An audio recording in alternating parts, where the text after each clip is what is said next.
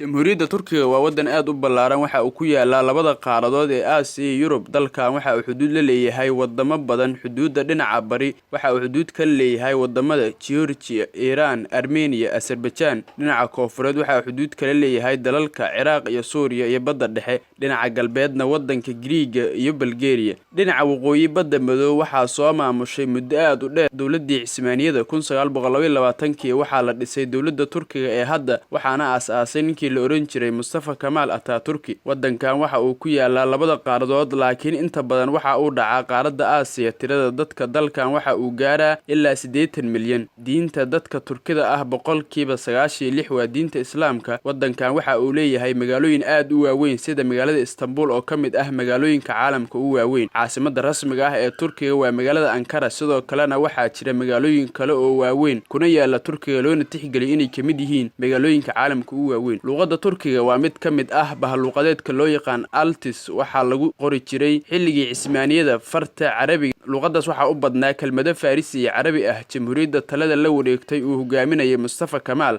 ayaa ka dambeeyay in la bedelo farta Carabiga loona bedelo Laatiin. Dadka ku hadla afka Turkiga waxa ay gaarayaan 130 milyan oo ku kala nool in ka badan 15 dal. Dalka Turkiga ka baxsan ee jaaliyadda ugu badan ee Turkida ku nool yihiin waa dalka Jarmalka oo ilaa 4 milyan ay ku nool yihiin. Sidoo kale Turkiga waxa uu ka mid yahay wadamada ugu horeeya ee martigeliya dalxiisayaasha ugu badan caalamka. Dalkan dhanka waxbarashada waxa uu jira kaalmaha hore ee caalamka iyadoo dhowr jaamacadood oo ku yaala waddankan loo tixgeliyay inay ka mid yihiin jaamacadaha dunida ugu fiican.